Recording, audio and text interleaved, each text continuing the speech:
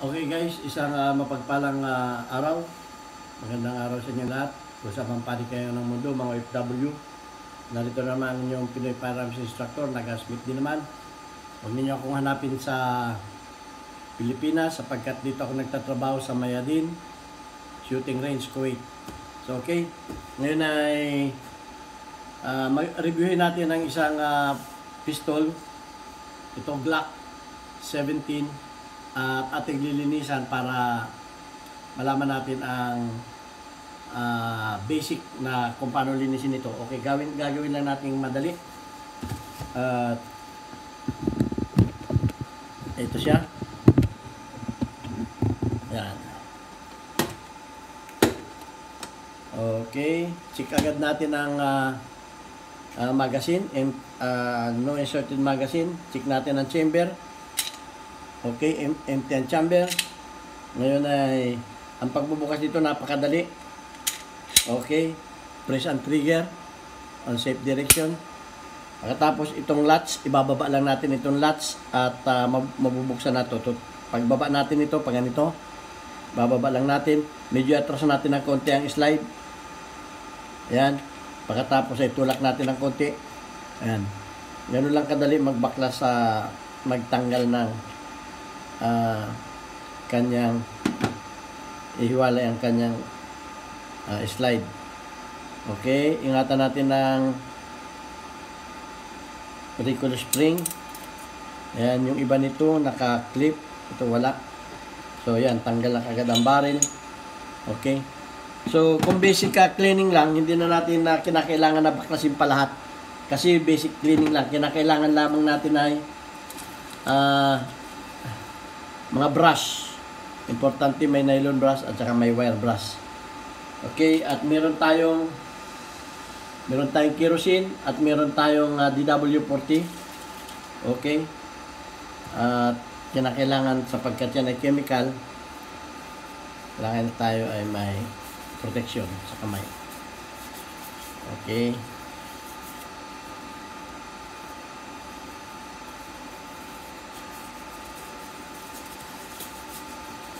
Okay, unahin na natin yung barrel. Ayan, basahin natin sa gas. Pagkatapos ay anuhin natin ng wire brush. Bigat.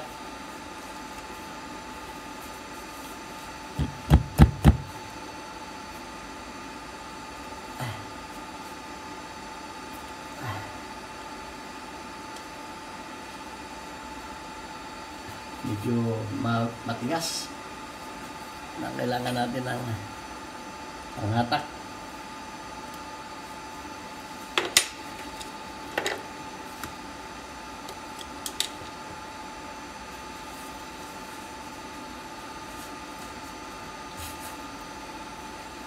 Okay, gamitan na lang natin ng nylon brush.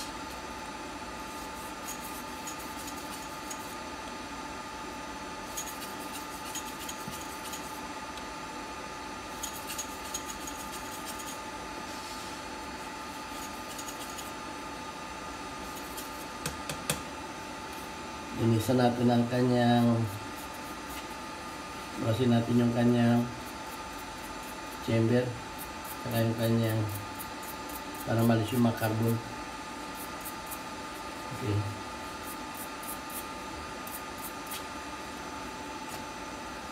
Tapos sprayan lang natin ng WD-40.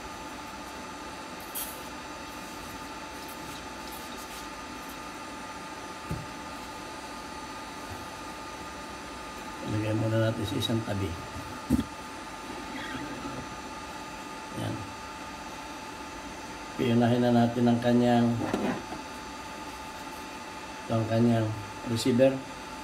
Kailangan din natin i-brush ang loob. Yan.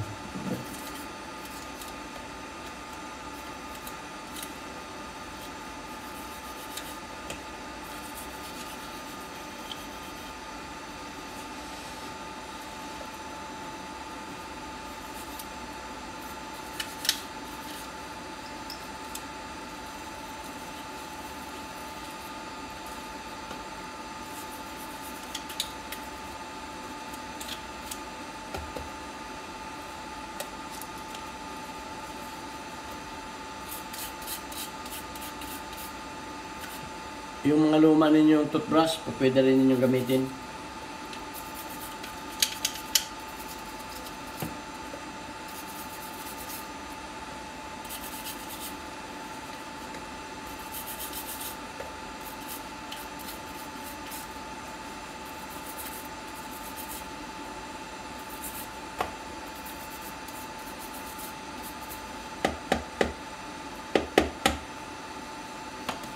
Ang pang last, WD-40.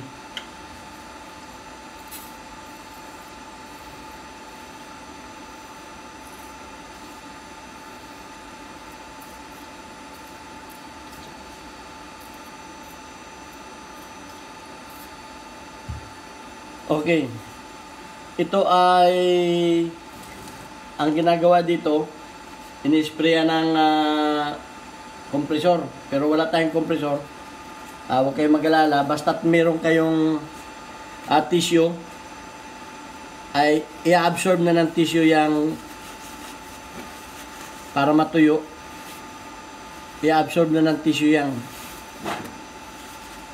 mga ilang minuto lang ninyong lagyan ng tissue yan sa loob.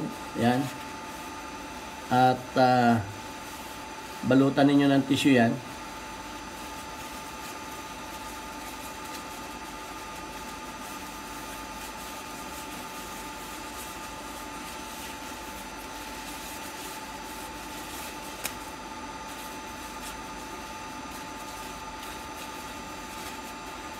Yung tissue ang mag-a-absorb ng WD-40 at gas. Yan, i-absorb na niya yun.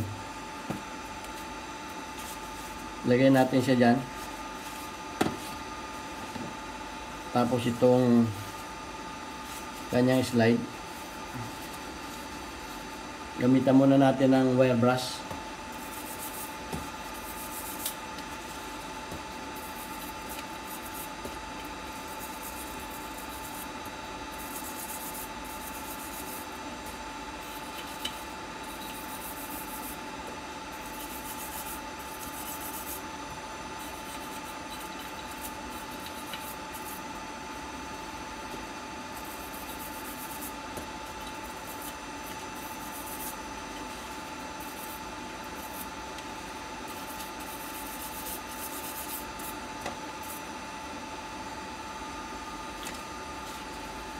At sprayan din natin ng WD-40.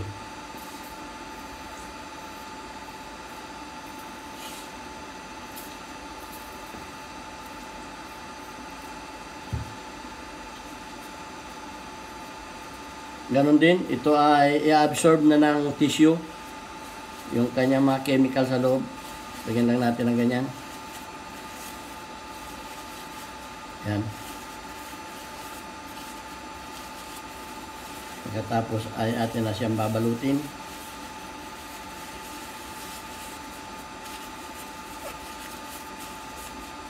Ganyan lang.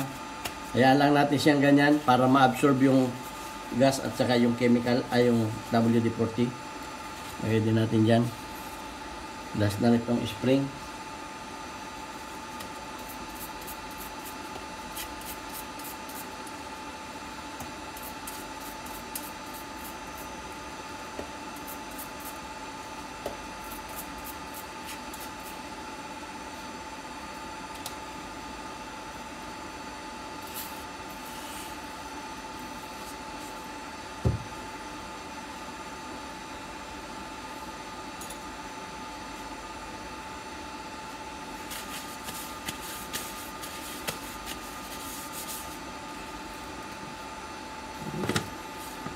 Okay, at atin na siyang tutuyuin.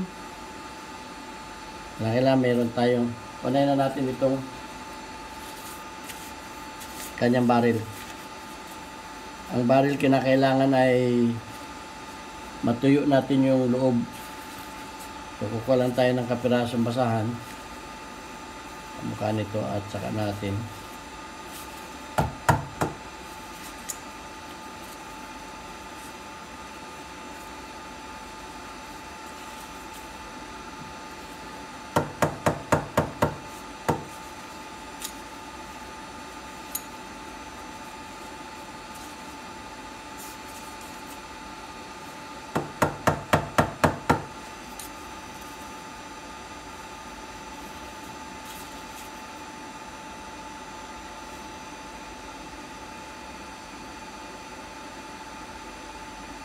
Okay. Tapos ituyuin natin itong kanyang spring.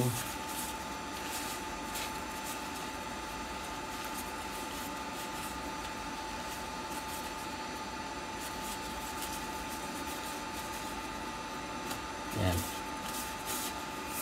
Diyan natin ito tanggalin. At tapos ay tutuyuin na natin itong kanyang receiver.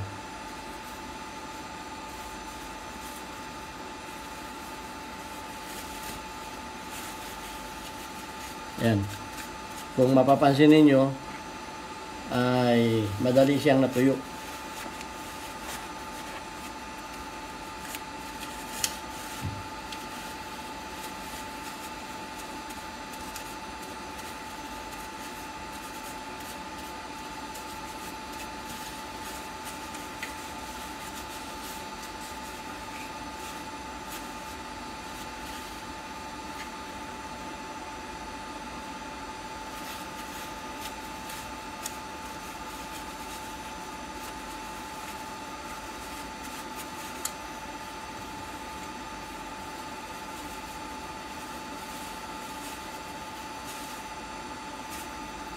Kita nyo? Tuyo na siya, tuyo agad siya. Yan, dahil sa tissue, inabsorb niya yung WD-40. Ganun lang ang sikreto para matuyo yung loob itong tissue. Okay?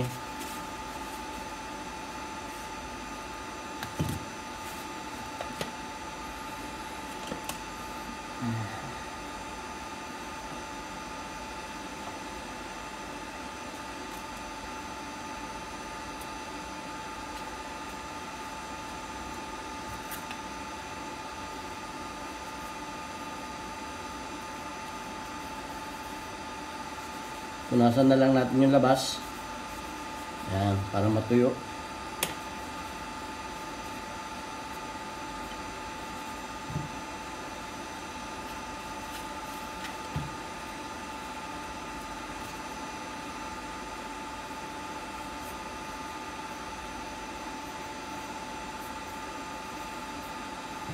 Yan.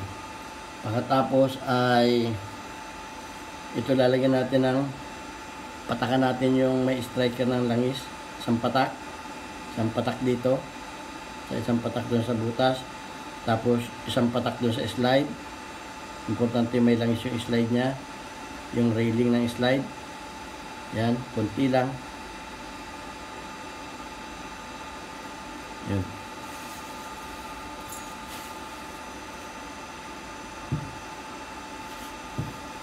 Pagkatapos ito, patakan natin to dito sa gilid, saka dito patakan natin ng konti dito. Ito yung kanyang railing, yan. Lagyan din natin yung sa may trigger, ang patak lang.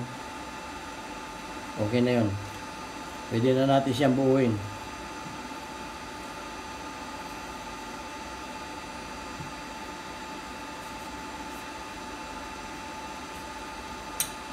Pwede natin siyang basahin ng konti ng langis. Huwag naman yung masyado madami. Yan. Ganyan lang, konti lang.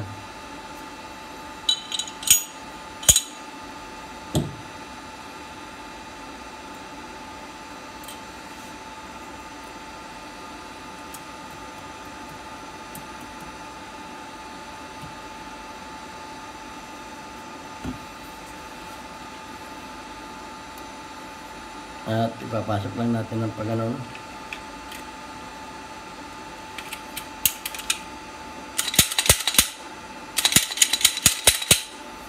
Okay, punasan lang natin yung mga excess na langis.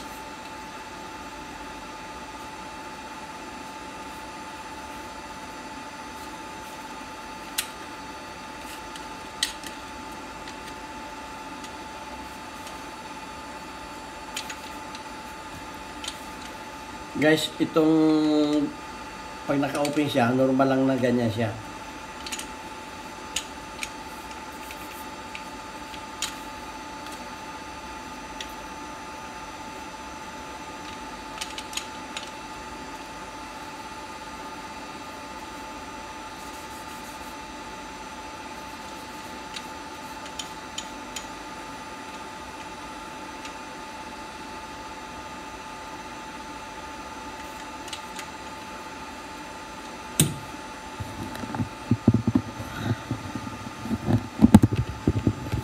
Okay, sa looban ng 15 minutes ay nagawa na natin yung basic cleaning. Basic lang yun dahil hindi naman natin na binaklas lahat yung parts niya, kaya yun lang ay basic. Yung pagbabaklas sa loob ay kung halimbawa ay pumatok tayo ng napakarami, mga 500 rounds, kinakailangan 500 to 1,000 rounds, kinakailangan baklasin natin, tatanggalin natin yung ano. Kaya ang tinuro ko lang sa inyo ay basic. Kung pumutok kayo ng 50 rounds o galing kayo sa firing range, importante na bago ninyo keep yung inyong mga firearms ay inyo munang linisin. Okay? So, ito ang inyong Pinoy Firearms Instructor na gunsmith din naman. At hanggang sa muli, marami pa tayong mga firearms na re-reviewin. At para natin malaman ang mga paglilinis, importante. Kaya tumutok lang sa aking YouTube channel, Pinoy Firearms Instructor. At kung bago kayo, please subscribe. Pindutin ninyo ang notification bell para updated kayo sa aking mga videos.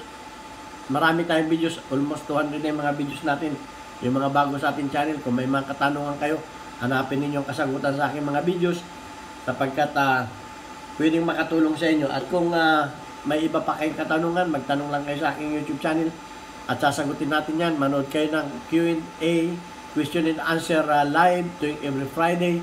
Pinapublish ko rin yan at sasagutin ko lahat ng inyong mga katanungan. Okay? At maraming salamat sa inyong lahat. Hanggang sa muli. God bless us all.